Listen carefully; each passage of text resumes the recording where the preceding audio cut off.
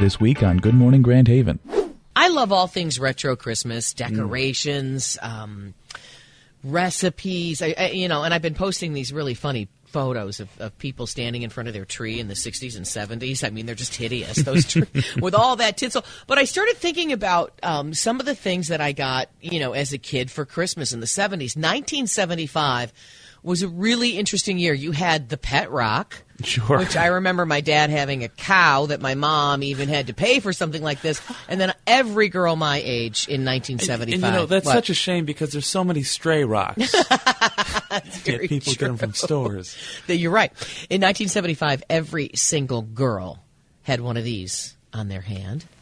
You are about to witness the most amazing man-made jewelry ever created. The original multicolor mood ring. This is the ring that senses your deepest feelings. From K-Tel. Scientifically developed, the incredible Chroma Stone senses thermal changes deep within your body.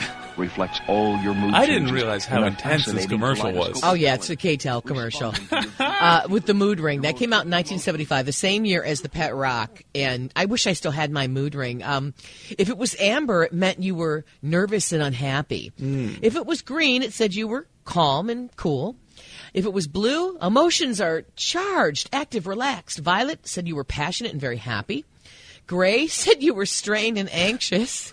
Black said you were tense and nervous. Mine was black all the time.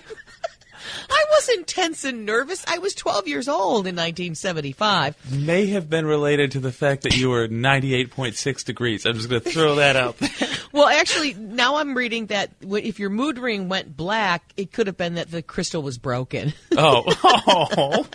But anyway, yeah, I love these old K-Tel commercials from the 1970s. Yeah, but I got to just go ahead and admit it. I absolutely had a mood ring. You did not. I did. You weren't even born then. That's true, but they were still around in the 90s, and okay, they must have made a comeback. They sure then. did.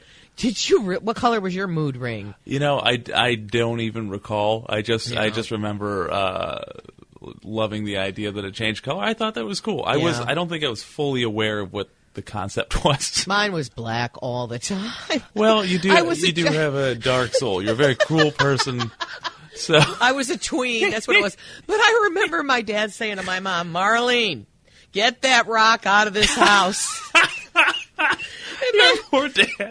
My mom would say, but Jim, Santa brought Mary Ellen a pet rock. Get that rock out of this house, Marlene. What's the last concert you went to? Can you remember? Oh, man, I can't. Really? Yeah. Oh, we got to get you to some shows. Just announced, I love this, the Stadium Tour featuring Def Leppard, Motley Crue, Poison, and Joan Jett will roll into the Motor City Thursday, August 20th at Comerica Park. The show will start at 4:30. What?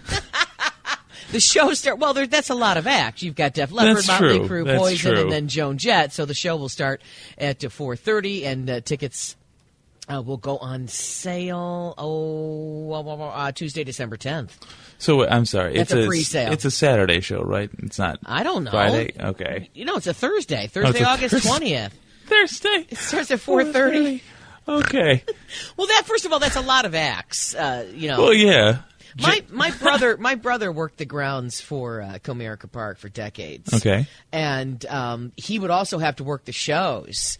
And boy, Yep. I mean, they really have to take care of that field. He said the Paul McCartney show was just amazing. I was at that show too. But I might go to this stadium tour. Def Leppard, Motley Crue, Poison, and Joan Jett in the Blackhearts. Yeah, that sounds. The lineup sounds fantastic. Yeah. It's just. Come on now. Show starts at 4:30. We'll let you in at 2. We're done promptly by 9. Oh my! Well, there is a noise ordinance too that they have to deal with. But I did rock radio for a really long time, and y'all ready to rock? You Yeah, got yeah. your chamomile tea? I had the chance to meet a lot of people. Joan Jett, very nice woman. What? She's absolutely stunning in person too. But Phil Collin from Def Leppard, when they were at Van Andel Arena, he stopped by the radio station, and I thought it was going to be like a 15-minute interview. Sure. He hung out for like 2 hours. He wouldn't leave, and I'm like, don't you have to be somewhere?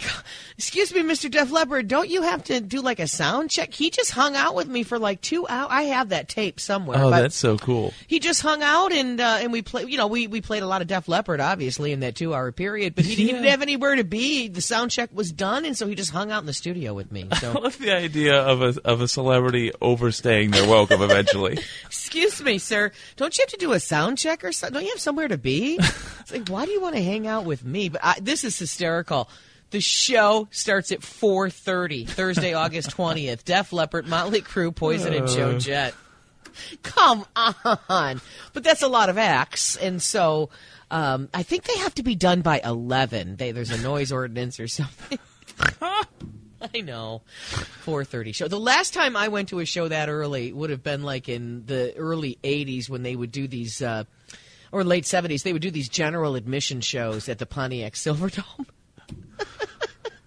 I am really dating myself. Ladies and gentlemen, we're about to rock and roll midday on a Thursday. So we're going to talk about movies that are kind of about Christmas. Yep. All right. Yeah. They're movies that people are arguing could be Christmas themed. All right, go for it. All right. So I just want to get your opinion on these, if they count or not. First up. Go ahead. Sorry about that. Whoa, here we go. Stop it, Steely Dad. Just stop it. All right, go First up is Gremlins. Oh, did you ever see that? I saw that at the drive-in with like Flashdance or something and Children of the Corn.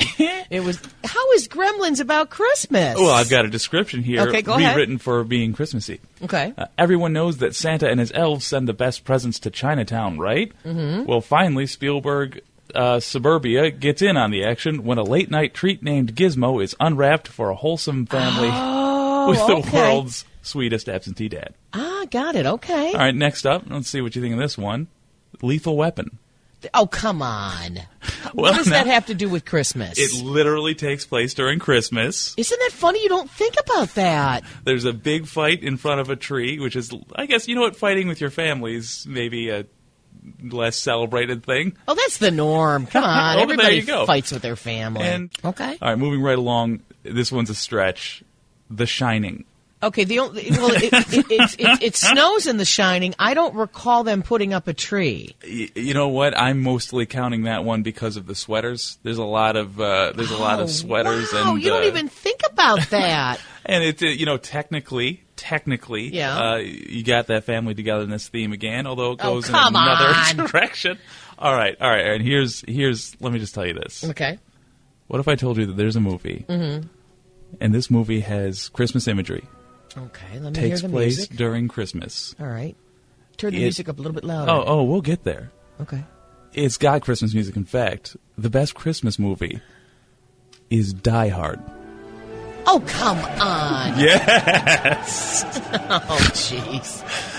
All right, that is literally about a man trying to get back together with his family. Wow. That there's a bearded rooftop gentleman played by Alan Rickman. Okay. There is. You're so politically correct. A bearded rooftop gentleman. A gentleman caller. So what are you bearded on a rooftop? Can we count any of these as Christmas Yeah, I movies? guess you could.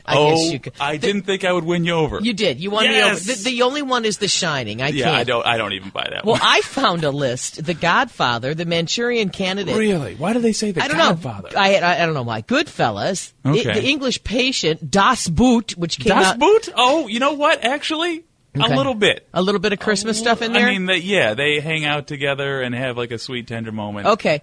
Boogie Nights? Boogie Nights? Come really? on, man. That's such a stretch. I don't remember anything Christmassy in Boogie Nights, but that's on the list, too. Full Metal Jacket, The Princess Bride, Kramer versus Kramer, Love Story, The English Patient, and The Godfather. Okay. Jeez. Good Morning Grand Haven is on weekdays 6 to 10 a.m. on 92.1 WGHN. We'll see you next week.